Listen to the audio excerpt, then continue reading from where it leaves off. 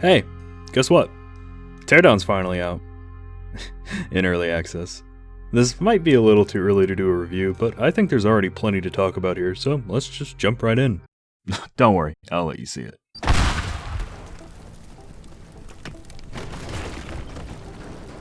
In one sentence, Teardown is a voxel-based destruction engine. We've been seeing bits and pieces of it over its development, showing off the fancy destruction, lighting, and effects. If you've never heard the word voxel before, a voxel is a 3D pixel. It's usually a lot more efficient to handle stuff with voxels instead of polygons, and they make sense as a minimal unit of scale for a game engine. In real life, we can go all the way down to the subatomic level, but that's completely pointless for a game engine. At least for today's computers. Maybe in a few hundred years we'll have computers that can simulate entire universes at the atomic level, but for now, voxels are a pretty good solution. The other thing voxels simplify is ray tracing calculations. There's a good reason that a lot of people's first exposure to RTX screenshots was from Minecraft. For those out of the loop, ray tracing is mathematically calculating, or tracing, individual rays of light. It's kind of all the rage today since it makes a bunch of progress in moving computer-generated media out of the uncanny valley. We no longer have to guess with individual effects like volumetric shadows, ambient occlusion, and screen space reflections. Ray tracing naturally handles all of it. Diffuse lighting, context shadows, surface reflections, light rays streaming in through a grating, the huge flash of light from an explosion. It all looks fucking amazing. I really want to say the game looks realistic, but I've honestly just never played a game with ray tracing before, so I'll avoid saying realistic in case I am just biased. There's also some really nice volumetric particle effects. Fire and smoke behave realistically, your demolition will kick up a bunch of dust, cars spit out exhaust fumes, and they all physically interact with the environment. Not to mention, the fire extinguisher has its own foamy particles that are just so fun to play with.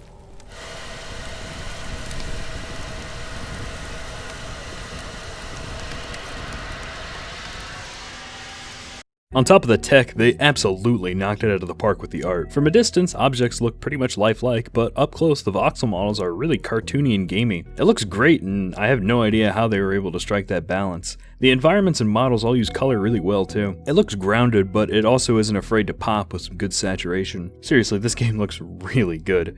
YouTube is definitely keeping you from seeing the full glory, but I really tried to up the quality as much as possible, because this game deserves it. Seriously, the sheer file size of my footage almost brings Vegas to its knees. I'm not sure if it's because of the engine, the art direction, or even just the voxels, but Villa Gordon is like one of those levels that I had a strong emotional reaction to, like right up there with Hitman's Hokkaido. These calm and pretty levels are all complemented by a very mellow synth soundtrack. The gameplay, and we're almost there, don't worry, isn't really high octane enough to demand anything more. As for the game sounds, they did a really good job there too. Your tools have weighty and punchy sounds consistent with their impact, and every piece of rubble sounds different based on its weight and material consistency. It all comes together when you're smashing shit, and it is just really satisfying.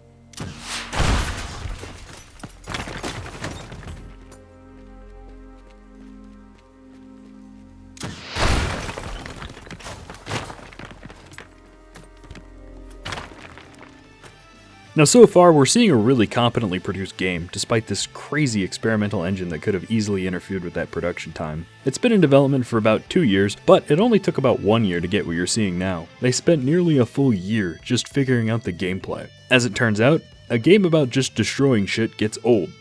Like, instantly. It's like, oh yay, you sure did destroy that building, and obliterated your PC in the process. It also took way too long and absolutely didn't live up to whatever expectations you had. Since every review I've done has been seen by their respective developers, I want to be clear. It's not Teardown's destruction that's boring, but destruction itself. I got tired of it after loading up one level and blowing it up, but I gotta give the devs credit. It takes a lot to put a ton of work into a simulation like this and then realize, this actually kind of sucks on its own. What they've settled on for gameplay is what I'm gonna call the heist system.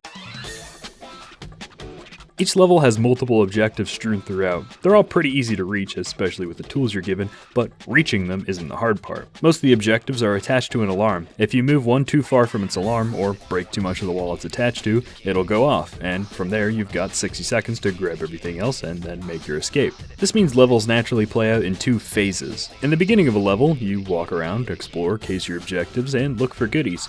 Most of them are just out there, but I was surprised to find that this game actually has secrets. If you're paying attention, you might notice that there's a little bit too much space between 2 sides of a wall, or you just blunder into one like I did. When you actually start looking at the objectives, you'll find that most alarms aren't really going anywhere, but some are set up in a way that gives you some control over their location. understand what's going on here. As you level up from level 1 Thug to level 100 Boss, you also unlock a variety of tools. They're definitely going to add more over time, but right now you've got the sledgehammer, a blowtorch for cutting metal and setting fire, 2 guns, multiple types of explosives, and wooden planks. The planks are used to make platforms, but they also function just fine as ropes. Look, Gordon, ropes! I have no idea why, but I mean, hey, I appreciate the extra functionality. I'll take it. These tools empower you to engage in precise and purposeful demolition rather than just completely leveling the place. This demolition is the core of the game, and it is damn fun. Having this much control over the environment is really powerful, and you feel like you've opened your third eye when you figure something out. Like, oh no, I have to go all the way up there? Wait. No, I don't. Wait, I can bring the tower to me! Your creativity as a player is always rewarded, not to mention, the entire point of the game, the voxel-based destruction engine, is nothing short of amazing. It's not really something I can showcase in a single clip, since the important part is the sheer scale of the system and how much freedom it gives you as a player. There are multiple types of materials, which all have different properties and require different tools to get around. Wood can be destroyed with a hammer or set on fire, metal bars can be cut with a blowtorch, and stone needs some kind of firepower to punch through. It is so satisfying to smash shit with a hammer or blow holes through solid brick with a shotgun. Seriously, I still haven't gotten tired of using a gun instead of my hands to open up doors. Why stop there? I have a fucking shotgun. Everything is a door. They just need a special key.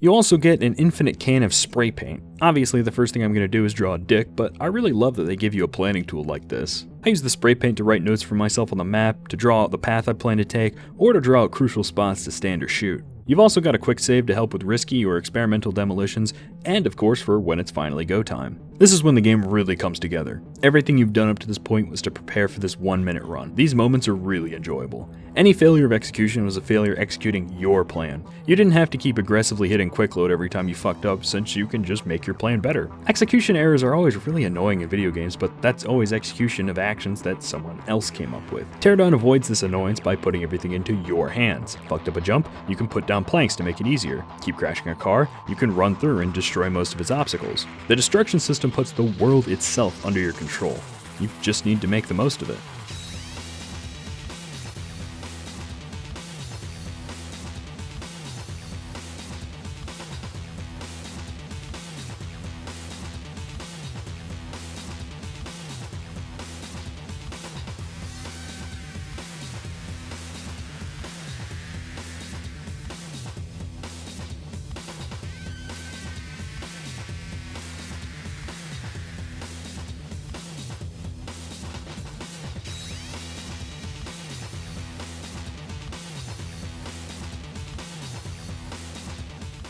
Games with destruction systems generally fail to make that destruction a core part of the gameplay. Shooters like Red Faction just use destruction as a side element to the shooting, and games like Minecraft are more about creation, with destruction as a tool that leads to more creation. With games like Teardown, Rainbow Six Siege, and Deep Rock, I think we're finally starting to see how destruction itself can be a core gameplay element. In all three, you use the tools at your disposal in order to control the environment to achieve your goal. They reward you for using your brain rather than just pure mechanical skill, and I fucking love using my brain. It's right up there with not using my brain. Ultimately, I think it's really impressive to see real gameplay come from what used to just be engine programmers showing off, but Teardown still has its fair share of issues. Since the game basically just hit early access, this'll just be a speed round. Anything I waste time on here could easily be fixed if you're watching this in like a year. The physics engine doesn't simulate weight or stress, so stuff can just hang on by a thread. You can exploit that, but it's still kind of annoying. Pieces of a building can be held in place by fucking air molecules or something. This happens a lot when you're trying to completely destroy something. I think it has to do with physics objects, but The fire extinguisher isn't as effective as its very pretty volumetric particle effect implies.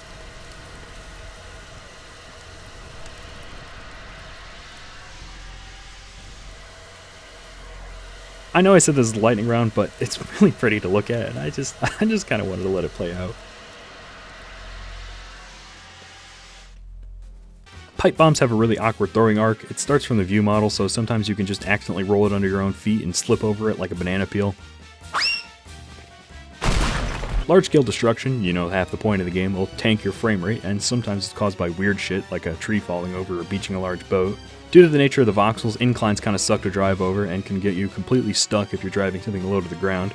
I think it needs some kind of stair clipping or something. Movement in general is just kind of floaty. It's satisfying to run around, but sometimes you can get stuck or just kind of slip off an edge. Ammo upgrades mean that the shotgun outclasses the sledgehammer in the late game, and the sledge doesn't have any upgrades to help it keep pace. The 60-second timer feels arbitrary, and the developers didn't even check to make sure fine arts was possible before shipping it, so I'm not confident that they have a strong handle on the difficulty tuning for their game. I mean, I don't blame them at all though. That's just the drawback of giving the player so much freedom. It's a lot harder to control or predict them when you're designing the challenge. The helicopter was cool in the escape scene, but it was really annoying in the actual level. I appreciate the dynamic timer instead of a hard timer, but it's the only obstacle in the game that you can't really plan ahead for, and it will actively interfere with your own plans by destroying the environment.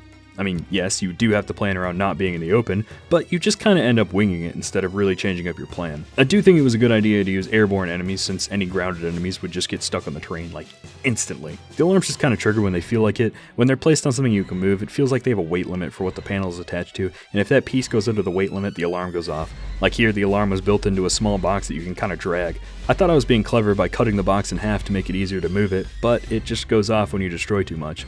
Whether I destroyed the box or left it intact, I was going to put it in the exact same spot, so it wasn't an obstacle I had to plan around, it was just an engine quirk that made it really annoying to do what the game pretty much expected me to. This last one I'm going to get into kind of deep since I think it needs a rework. Voxel-based driving fucking sucks. Don't get me wrong, it is really impressive on a technical level. Cars drive based on traction between the tires and the ground, with different materials giving better traction, and the traction itself is influenced by how much weight is pressing down on the tires. The issue with the cars being so realistic is that the world itself is not realistic. You get completely fucked over by inclines, ramps, and even a tiny bit of debris. Pop quiz. What am I stuck on here?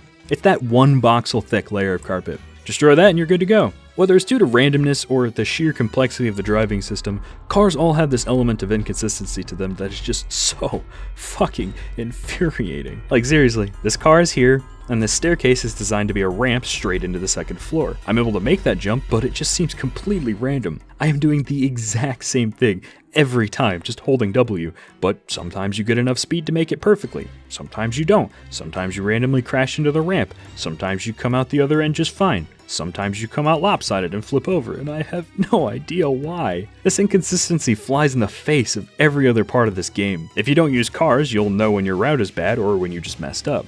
But if your route is car heavy, which the huge layout of the Villa Gordon demands, every time you use a car feels like a dice roll of whether or not it will work or just inexplicably collide with nothing. It really feels like it's hampering my creativity, since creative and out there solutions are the ones that have the least consistency, even when my execution is identical every single time. I went into this issue instead of making it part of the lightning round because I feel like it unearths a core flaw with the gameplay. Planning and making a route is fun. Trying to optimize your execution to shave off fractions of a second at a time is infuriating. You can probably tell I don't enjoy speedrunning or even really understand why people do it, but if you've ever seen a speedrunner like rage and destroy their computer, that's pretty much the experience of playing really hard levels. You start a run, some bullshit happens, you reset, and then you repeat until you either get it or you rage quit. I'm fucking done. The thing is, this issue only crops up in the really hard levels like fine arts and insurance fraud. If you make the cars less fucking annoying, this issue wouldn't be nearly as bad, but I think we're seeing what the limit should be in terms of difficulty. Maybe even scale it back a little. Like, 5 extra seconds for fine arts would have saved me hours of pain. Because at that point, it's not a puzzle anymore. I've seen other people do the exact same thing on YouTube.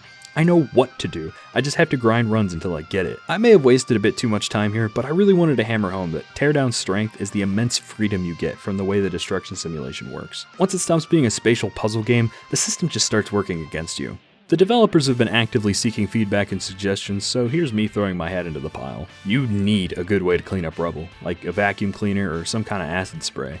As it stands, if you need an area clean, you have to sit there and move every single piece by hand. Not to mention, large piles of rubble will awaken every time they're disturbed and take your frame rate straight to the depths of hell with them. It might work as either an upgrade or just a basic feature of the sledgehammer, since it gets completely outclassed by the shotgun in the late game, and part of that is because the shotgun cleans up its own rubble. It's seriously just the best. I love it. I think there should be some more mobility options. Your only movement at the moment is just walking and jumping. I was really missing having like a sprint function or something. Not because I thought I was slow, but just so I could have something to do instead of just holding W. That's why you see me bunny hopping all over the place. It doesn't make you go any faster, I just wanted something to do. I respect that planks are limited, so unlimited options like parkour would be a little excessive, but I think explosive jumping would be nice to experiment with. I found an exploit that lets you go so fast you can clip through walls, but Fine Arts was still really hard, so I don't think out there mobility options like blast jumping would be that extreme. As for actual mobility tools, I'd love to see deployable stuff that can help you out. Maybe ladders or jump pads to help you gain verticality, ropes to swing from, or like some limited spray paint that lets you stick to walls or wall run. I appreciate that planks are versatile enough to achieve almost all of that anyway, but I find myself solving most problems with just planks and shotguns. Some people have suggested loadouts since managing all your tools is kind of cumbersome, but I think that's a big mistake. The inventory being cumbersome is a UI issue. You can experiment with a few different solutions, but I think a spiral menu is the way to go. Apart from additions to the gameplay like that, this game needs workshop support for player-made levels. Multiplayer and co-op would be really fun, but I'm not sure how much that'd be worth the developer's time. I'd definitely settle for a janky multiplayer mod. And finally, I'm gonna let myself have one truly out there suggestion. I think it'd be really fucking hilarious to have something to make tunnels, like the drills from Deep Rock. Ultimately, this is a fucking awesome game. I've been waiting a while to get my hands on it for the destruction alone, but I was really excited to see that Teardown is way more than just a gimmick. The developers clearly understand what they're working with on a gameplay level, and I'm really excited to see how the game will change during early access. It took me about 10 hours to beat all the missions with most of the secondary objectives, so if all they do is add more levels and missions, this could easily be a 20 to 50 hour game. If your computer can handle it, I'd say there's already enough content to warrant checking out. As always, thank you for watching. Stay tuned for next time when we perform some high-caliber historical revisionism. Unless I get distracted again, like with this video.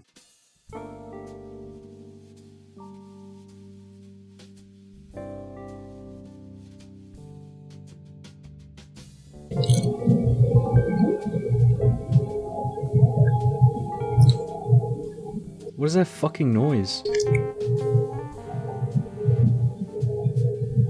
Are people doing more fucking lawn work? I'm gonna fucking have an aneurysm.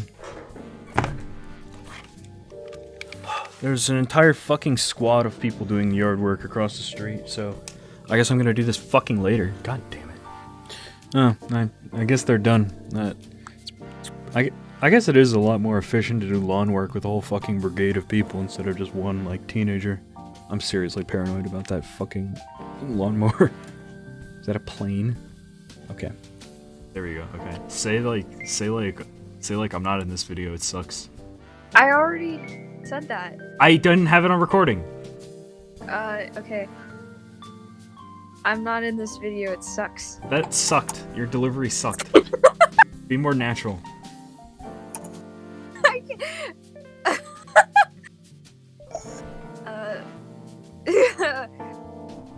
I'm not gonna be in this video, so it's not worth watching. That was a little better. I guess I'll use that.